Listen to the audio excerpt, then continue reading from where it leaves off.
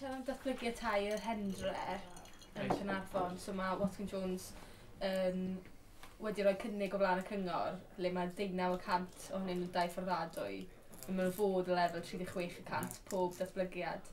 Ond mae Watkin Jones heddi wedi cyhoeddi, wel neu mae heddi'n dod gyhoeddus, maen nhw'n gwrthod, os oedd cyngor wedi gofyn a fydden nhw'n ystyried ei mwy, a maen nhw wedi gwrthod codi fe i 36%.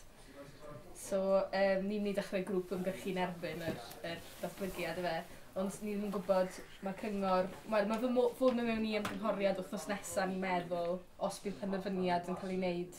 Wedyn mae'n edrych debyg mi fydd y pwyllgor cynllunio yn trafod y peth i llun yn Gaernarfon. Ond mi fydd yna gyfnod wedyn o beth dwi'n all, gyfnod ymgynghorol yn agor ar ôl iddyn nhw ddod i ryw fath o benderfyniad. Wedyn, dwi wedi sgwennu'n barod yn dangos i'n pryderon ni ynglyn â'r datblygiad.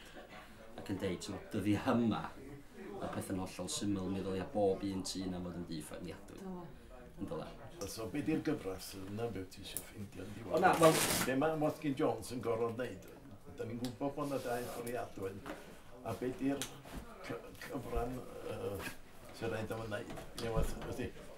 Mae fod yn 36%. Ie, dwi'n gwybod beth mae'n cyngor sir eto. Yn ôl canllawiau'r cynulliad, O ie. mae gen nhw beth sy'n cael ei alw'n population projections, ie?